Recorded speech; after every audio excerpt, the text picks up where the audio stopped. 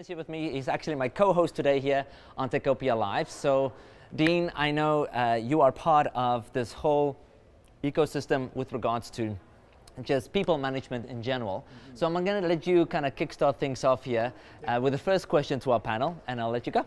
Great. So thank you. So, we really want to focus a bit on talent and talking about attracting talent to this great city. And so, first question to this group is, what are some of the things that you're seeing, maybe that are barriers or challenges that you're facing or you've seen happening that are really causing that kind of challenge to bring great talent to Ottawa? Ottawa is a great city and a lot of growth in the local economy. If we look at unemployment numbers released recently, speak to a very strong economy. However, if you look at the talent situation, it's one that we do attract a good amount of talent, but also we lose talent. And so we need to do two things. One is to step up our attraction activities to ensure that Ottawa is top of mind for people who are looking to relocate. Global mobility, we know, is on the increase. People are looking for opportunities around the world and want to find places where they can get good paying jobs, but also good quality of life. And so attracting them is important by making sure that we're creating opportunities to keep them once they choose to come to Ottawa. Beautiful. So I would say that attracting talent from outside of Ottawa and outside of the region will be a really important piece of the puzzle in building our diverse workforce in our technology communities. But I think in addition to that, building upon the talent that already exists here in the city. Les Verschawn is CEO of Solus Systems currently, formerly CEO of Halogen. But he's an example of the reverse brain drain or brain gain, having come from a number of tech companies south of the border. And he was quoted recently in saying that Ottawa has top quality talent, higher quality than a number of other cities around the world that he's worked in.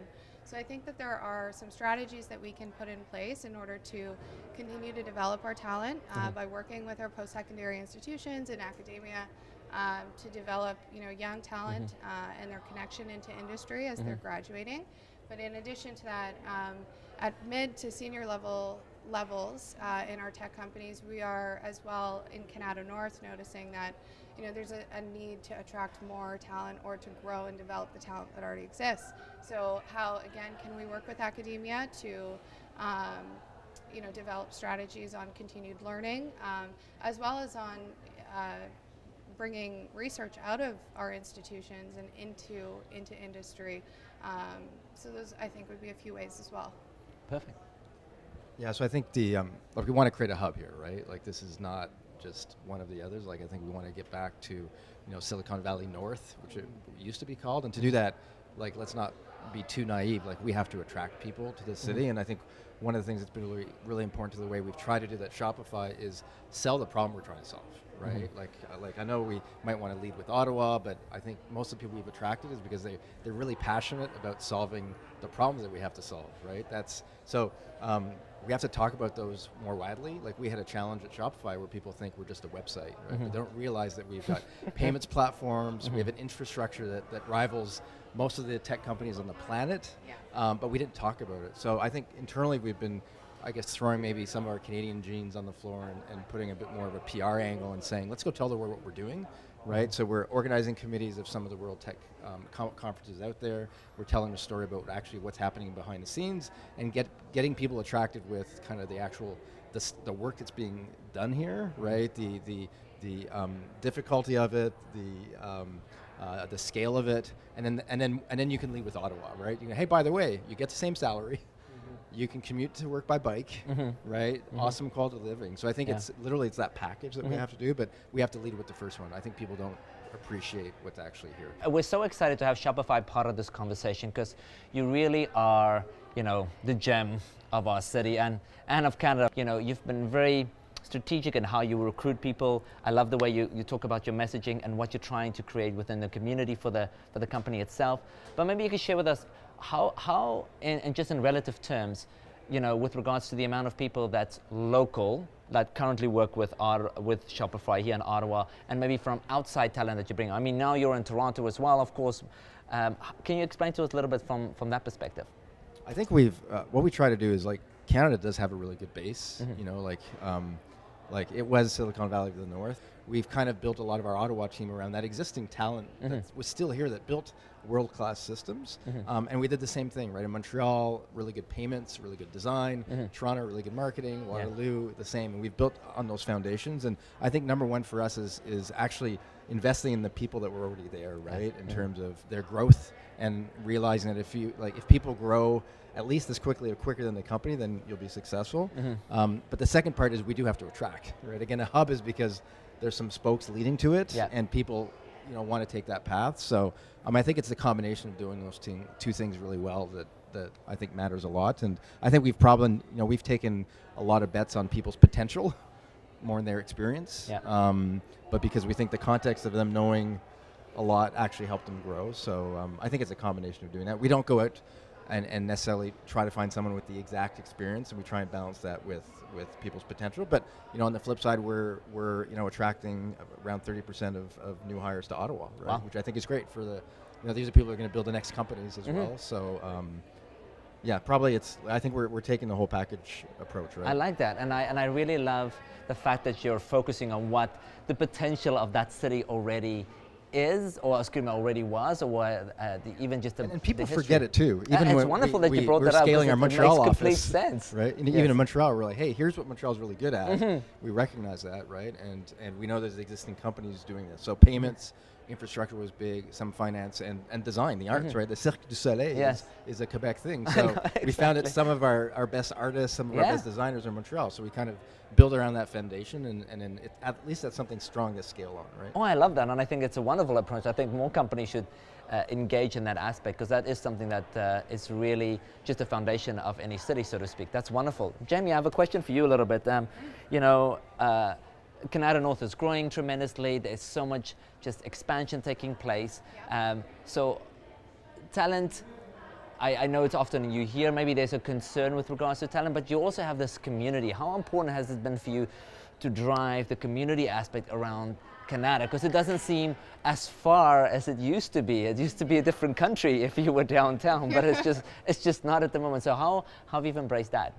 I'm enjoying getting to know the companies that exist here, and I think to your point, really getting to know and continuing to share in the story of the legacy that is within Canada North. So now today we're over 580 tech companies, 21,000 knowledge-based workers within the park, but that core has been developed over 30 to 35 years. We have, Newbridge Networks, which was subsequently acquired by Alcatel and now Nokia, Mitel and Nortel, and a number of companies that kind of created our history and our legacy here. And further to your point, I think leveraging the expertise that exists here and pairing it with future potential companies that are showing promise, future potential talent that are showing promise, and really creating a cohesive community where mentorship and championing of that potential from our legacy executives was something that I'm super passionate about and looking forward to importing into here. Beautiful. Yeah. I'm going to pass the mic over to Dean there. Dean, I'll let you take over here. Maybe you have a couple questions for even Mr. Shopify himself or higher immigrants. Well, I think one thing I'll take the cue from Jean-Michel was, if we think about things on the positive, all of you in your interactions with the organizations that you're interacting with, or your own organization, see some great things that you're doing to create a full and wonderful experience for the employees. Maybe we'll start with that and ask, what are some of the best practices that you're seeing that are really causing that exceptional experience to be had by the people who have come to join the organizations here? Our work is supporting employers build their capacity to attract and integrate internationally trained immigrants into the labor market. And some of the things we are seeing as organizations begin to really look at the whole issue around diversity and innovation and productivity, and understanding that just having a diverse workforce isn't enough. It's about how you manage that workforce. That is what the magic is. And so how do you do this? Is by creating inclusive workplaces. And so this starts from when you even begin to look at recruiting, where you find talent, making sure that your recruitment strategies is such that it's inclusive and it's wide enough that you can attract the wide variety of talent you're looking for. And most businesses are looking to meet their business interest. And so wherever they find good talent is what they're looking for. And immigrants are part of the mix. Immigration is part of the story of this country. And so making sure that when you bring people in from other parts of the world into your workplace, that the environment in which they work is one that is inclusive, one that respects and values the skills and knowledge that they bring are very important. So we're seeing an uptake for improving cultural competency and understanding of people in workplaces so that they can effectively manage teams. So this is beyond just HR being knowledgeable about cultural competency and being able to troubleshoot issues. This is about managers. This is about people improving their cultural competencies. We also look at ways people hire. People are going the extra mile of experimenting different ways. One of the organizations that we work with is Shopify. And the Android Bootcamp is one example of a program they did trying to find people with backgrounds in using Android within their competency skills. And they went out and experimented, providing in the process training for individuals as well, and using that as a recruitment. So people are thinking outside the box. They are looking at how do we address issues around unconscious bias that might get in the way of a recruitment manager picking up a resume from somebody who comes from a part of the world that you're not familiar with the names and has an ethnic sounding names and can't pronounce the name, for example. Instead of putting that in the trash bin, is really focusing on what are the core competencies this individual brings to the organization. And going beyond those types of biases that we all have unconscious biases, but we need to be aware what these biases are in order to be able to mitigate how they get in the way of how we work. So we see a lot of traction from employers looking at ways to increase their reach to finding that talent they have, putting in place onboarding programs to support people succeed in the workplaces, and also looking at the whole range of talent management. How do we ensure that we're able to leverage these individuals? Looking at the knowledge and experience and connections and networks they bring from other parts of the world. Most organizations do business with other parts of the world. How do you tap into those networks to be able to grow your business? How do you tap into their experiences to be able to customize your products for the market? So if you look at the population of Canada, it's diverse. It's becoming more diverse by the day. So your customer and consumer interest and taste are as diverse as the population. So you want to make sure that you have that market intelligence to make sure that that is fed into the kind of products and services that you deliver. And organizations are beginning to realize that one of the best ways to do this is to have a diverse workforce, make it inclusive, and find creative ways to tap into all those experiences and knowledge that these individuals bring into the workplace. Beautiful, fantastic. Do you have anything to add to that, Jamie and Jean-Michel? I think you make a great point in terms of diversity and inclusion in the workforce, and that first and foremost starts with bringing in people from varying origins and genders and backgrounds. But in addition to that, I think as we are building our tech companies, we need to look at kind of bringing tech into the mainstream, as Shopify, is a shining example of, and really welcoming people from outside of the technology industry into our companies. They have a diverse amount of experience coming from varying industry, whether it's healthcare backgrounds or education backgrounds or even hospitality and tourism backgrounds. They're able to offer experiences and knowledge that are our true tech, Yeah. tried and true tech, might not already have an exposure to. And so while it's extremely important that we continue to develop STEM and STEM initiatives and design and engineering talent, at the same time, I think we need to lend further exposure into the mainstream for individuals that are non-tech to look at tech as an accessible industry to join. Love it. Yes. Yeah, so I think the question about the experience, one of the reasons I think that was important for Shopify to be downtown was just looking at who are we going to be hiring, right? Like what demographics, what age groups, what kind of skills we need, and we kind of, that's part of the experience we want to build in terms of attracting people. And so being close to universities, being able to walk to them, be able to take the bus, be able to have kind of almost a location where, again, the families can thrive and we have access to being a hub, I think is one of the experiences we wanted to build and maintain with Shopify. So each one of our cities, we've really made sure that our offices are in the hub and the heart of the cities as well. And it's helped us, I think, attract a wide range of different kind of people as well, right? From the students, right, who they don't have to move anywhere to get to work, they can have that great experience, and we have all these kind of different kind of backgrounds they can kind of all meld and kind of make to downtown. So that's been, companies can have different ones, but that's the one that we kind of as a team thought was really important. And we build everything, like from real estate to where our offices are to the experiences around just, I guess, purposeful decision about how you want people to kind of live and kind of interact with the company. No, I love it. And I think once again, you as a company have opened up just the approach in general to how to approach the experience. Work is an experience. It is where we spend most of our time. It is the people that we are surrounded with. Many times they say, when I'm working with someone on that project, this is my new partner, or that's my real partner, and then this is my business partner, because I spend all the time with them. So it's so important to...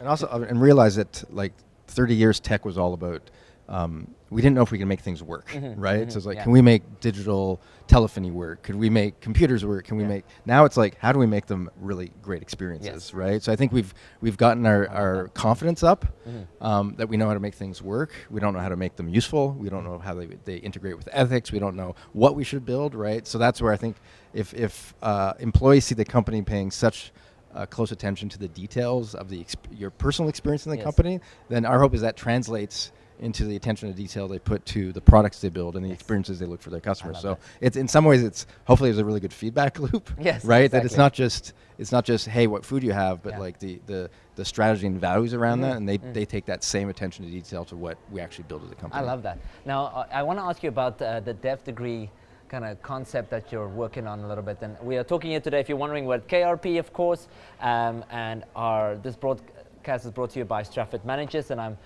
my co-host here is Dean from Stratford Managers, and of course I'm joined here by Henry from Hire Immigrants. I got Jamie from Canada North Business Association, and of course Jean-Michel from Shopify. Explain to us a little bit, we spoke about brain drain or gain for that matter. Can you explain to me a little bit how that ties into your dev degree concept? Yeah, so the reality right now is we probably have, there's 4 jobs for every 1 graduating student in tech. And that's going to be, if you look at just supply and demand, it's entirely skewed, right? And one of the things we looked at is the entire pipeline for tech is broken, right? The fact we've got a Game Boy, right? It's very gendered. It's very bro-ish. It's people think that it's working in a basement with no light. Like that's what our profession feels like, and it's terrible, right? So one of the things we try to do is we looked at like what kind of skills do people need to really make a contribution to Shopify from a developer's perspective, and we realized that because of a lot of the breakages in the whole pipeline, the fact that computer literacy isn't taught in school really, the fact that universities are very research-based, we're like, what if we could redesign it from scratch, right? Like, what if we took the concept of a co-op and flipped it upside down, right? So what we decided to do is we worked with one university and now with multiple around Canada about saying, what if we redesigned the software degree? Because we know that, by the way, you have to increase it by 400%. Wow. We need more people, and we found some kind of cues that would make it really productive. So they were obviously, universities are very keen because most universities have an experiential learning component, but they don't know what to do. They have no industry partner. They're kind of handcuffed in terms of how they actually make that happen. So our pitch was really, really simple. we want to make the theory and the doing in real time. So what we tried to do is we took most of the computer science courses and pulled them into the first year. Because we realized the universities are spreading 4 years of curriculum, and they're saying you do a bit of math, some languages, and one computer science the first semester, and you do one computer science and physics and chemistry the second, and you play that through, and we're like, but we already know that we're 10 years behind in terms of just having any computer literacy, right? So why don't we just fast forward that? So we actually took most of computer science, and we realized, that some of the other courses are good to have, but let's give you a super boost in that first year. Yeah. And you can learn on the job. So you actually practice, right? So you learn data structures. You can actually go and work on Shopify, see it in practice. So we built that in real time. The third year is starting right now.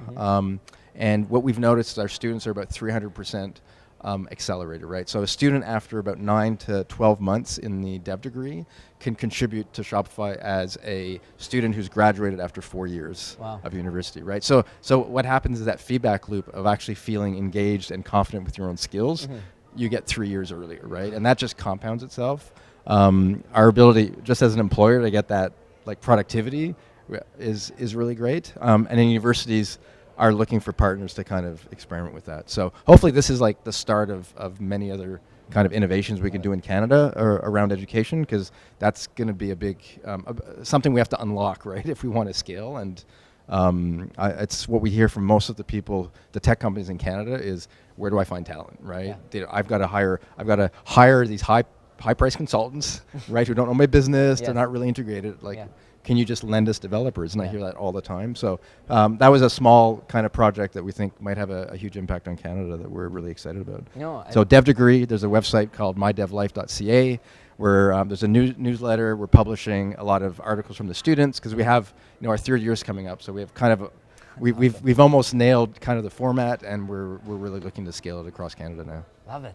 That's so awesome. Well, I think one of the most fascinating things is you can look at any aspect, and all HR is so close and dear to my heart, but you look at that topic area and you can look at it so innovatively, whether it's from looking at some of the things, Henry, you were talking about, from the practices that we fall back on when we're looking to bring people in, and Jamie, you've talked about some of the really interesting approaches that because you're collecting information from other people and again, Jean-Michel just talked about that great program. So for me, that is so heartening to hear that we're not just going to work harder at something that's really hard. We're going to turn it on its side. We're going to be innovative in all of the fields that we work in to make this industry thrive to the best it can be. Beautiful. So for me, Carlo, that's a awesome thing to hear about. Yeah, absolutely. Well, thank you so much for your time today. Once again, Jean-Michel from Shopify, Jamie from Canada North Business Association. Henry, thank you so much from Hire Immigrants, and of course, Dean from Stratford Managers, my co-host. Thank you very much for those of you that's joined us here today on Techopia. If you haven't done so already, make sure you go and check out each and every single company that's been with us today, or go to techopia.ca. You'll get an update on this conversation as well. Thank you so much and have a wonderful day. Bye.